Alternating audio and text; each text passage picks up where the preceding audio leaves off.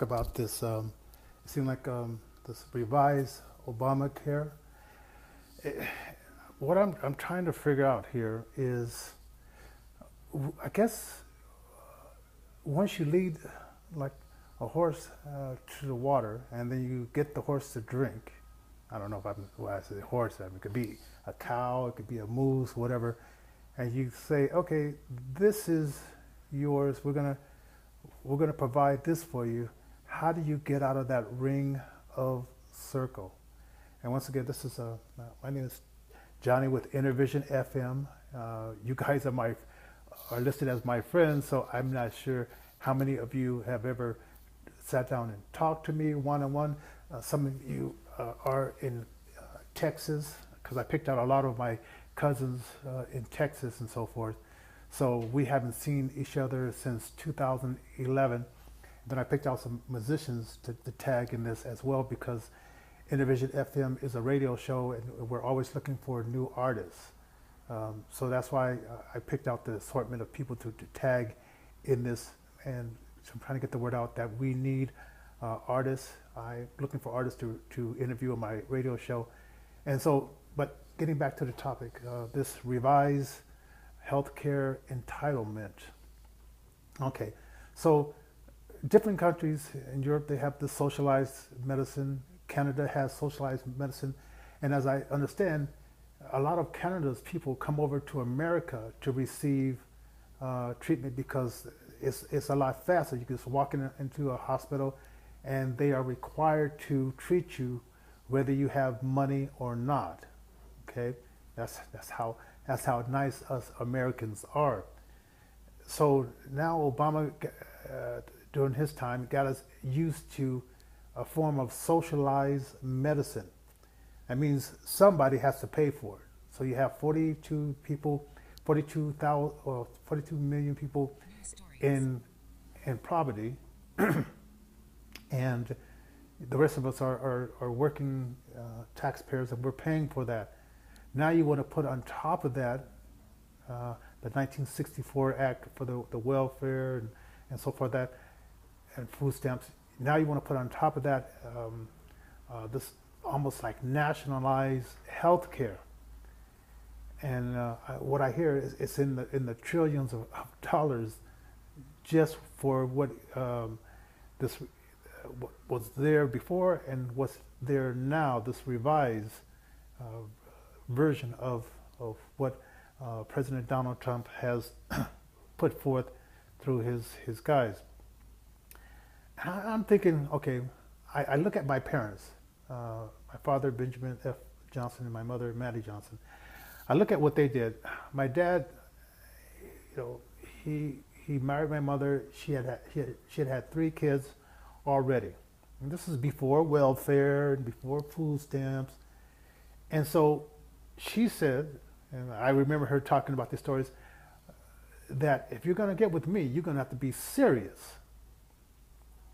Because I already have 3 kids, and if you want to have more kids, you're going to have to get serious.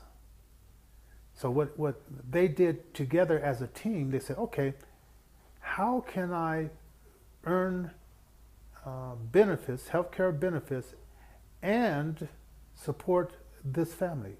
So they said, okay, let's take a test to advance your career. So they sat down together. She helped him to study for this test to advance himself. Then by the time I came along, because that was in 1949, 1940, 46, 49, around that area. So they got together, they studied, he studied, and they started moving forward on that issue. Then they had my brother Benjamin, was the first one, Benjamin F. Johnson, and I have you tagged in here too, Benjamin. This is how, now if I'm wrong, Benjamin, you're a lot older than me, so you can correct me if I'm wrong, okay? Then they had Warren. Then about this time, I think this is when he advanced to the next level and got the job that had health insurance. So by the time that my sister Verna and I and my brother Freddie was born, they had health insurance not given to them by some entitlement program, but by earning it by studying, saying they're looking at the situation as a family, saying we have to advance to get to this level. No one's going to give us insurance. No one's going to say that you're so deserving, you two black people, you're so deserving of insurance. No, they have to get off their butts, study, and his wife, my mother, supported him in this, helped him to study because it was working for the family. Now, spin forward. Spin forward 60 years, 70 years, I mean, because they started in the 40s. Now we got President Obama saying, health care for everybody. You're going to get a 2,500 deductible. A lie.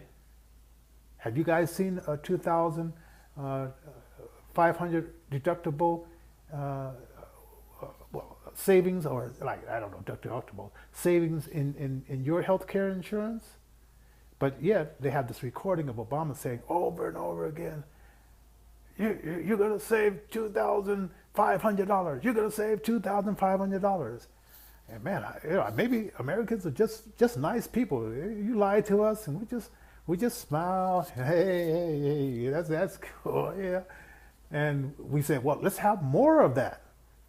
Okay, so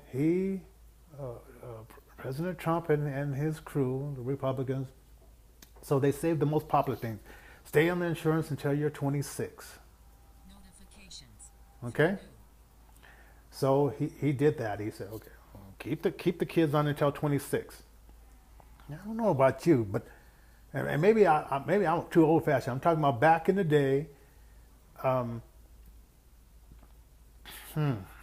I did have a friend that he was on he was using his father's insurance until he was like 32. His father's military insurance. But then when the government found out about it, they said, Mr. Wayne, we're going to have to charge you this much money because you were using your father's insurance past the age of 32. All right. So he got slapped with one, and I'm thinking like, but myself, and not to say I'm better or whatever, I said, if I'm going to have to be in charge of my own health care, my own thing, I'm going to have to get off my butt, get a job, and if I feel that I'm going to be sick or that I need a hospitalization or something unforeseen is going to happen, I'm going to have to be in charge of that. So I'm going to have to set something that's going to benefit me in the long run and in the short run for things that I can't see coming down the train track and things that I can see. And I'm just not sure. Well, I'm starting to figure out when President Johnson in 1964 passed the Welfare Act and told women, you can have babies, but you can't have a man in the house with you. You can have, we can feed you, we can house you, we can give you a little bit of money for each child, but you can't have any children. You can have your man in the house, your husband or whatever in the house with you. And step by step, generation after generation, I think this started this entitlement mindset where just as long as we do what the government says, they'll give us this. Yeah. And we looked at like, I think at that time there was about maybe 30 or under unwed mothers that were of African consent, African Americans at that time. Now it's up to what, about 76%? So in my mother's generation, my father's generation, they was teaching us to be self-sufficient, get off our butts, work. I remember, Benjamin, you might remember this too. My mother would get up at 5:30 in the morning, and I'm sleeping. I'm having this great sleep, and I would hear her coming down the stairs, doom, doom, doom, and then she would be talking about, boys, get up and get a paper, look for a job, because now that you're not in school, it's time to get a job and get out of here. Right? And I'm sleeping. I'm having a nice sleep, because my brothers are like 10 years and 8 years older than me. And I'm having this nice sleep, and all of a sudden I hear my mother's voice as she's coming downstairs to do laundry. Boom, boom, and she's talking. I'm thinking to myself, shut up. But but it was to get my brothers up, who were at the time, I guess, 16 or 17. Tell them to get up. You not only have to go to school, but you're gonna have to get a job, because your dad is working, so you're at the age that you start working. And I remember that clearly. And maybe because it woke me up out of my pleasant sleeping dream. And eventually I had to get up myself to go to school. But I guess my dad would leave the house about 6 o'clock. And so my mother would already be up. She would already been like cooked him breakfast and stuff like that. And in my family, and maybe in a lot of other families at that time too, my dad, he worked. He brought home the bacon, gave the money to my mother, and she worked out the bills and stuff like that. And we never had a day of going to the food line or new clothes. She just knew how to budget and manage a house. And I don't know why.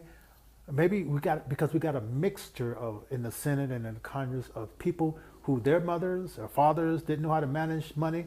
So they just say, hey, let's get in government because we don't know how to manage money. So why don't we just run a country like we don't know how to manage money? And on top of that, let's get people that think that they are entitled to get things from us, so we can just keep this game going. I had read somewhere, and I'm not sure how long ago this was, that these congressmen and senators, they used to make $6 a day. Now they make what, $150,000 a year with lifelong benefits after they leave. Yeah, they say, let's keep this gravy train going. Let's keep it going. Let's keep this entitlement going, keeping this portion of people thinking that they deserve this, and then we'll have these other people that are working their tails off. We'll be getting taxes from them, and along the way we'll give some money to these other countries and try to police these other countries as well, and maybe we'll get them in the system, or no, let's bring them into our country, then they can vote for us. And we can continue the entitlement because, hey, you owe us. We got you here. We're giving you food stamps. We gave you housing. When is this entitlement of health care going to stop? Because it should have never even started, in my opinion. It just seems like we're just getting more and more on one side, not on all sides, where we think the government owes us something. All right? We think the government owes us health care. We think the government owes us education, and we're not instilling, and I'm talking to myself and we're not instilling as hard as my parents did, education, self-reliance, and getting off our butts and getting things done ourselves, rather than just waiting for the government. Congrats. This is your 10th broadcast. Okay, this is my 10th broadcast on this thing. We're just not moving forward. It's almost like we're going back, and it took a few generations to get to this generation. Now, my mother, she's 94 years old, right? Like her generation is dying out, and then it's up to me. And I don't know if I did such a good job of my kids, and then it's up to them to do somewhat of a good job of them. But I see like some of our young people, not all of our young people. I got one daughter, she's on top of it, But some of our kids, you know,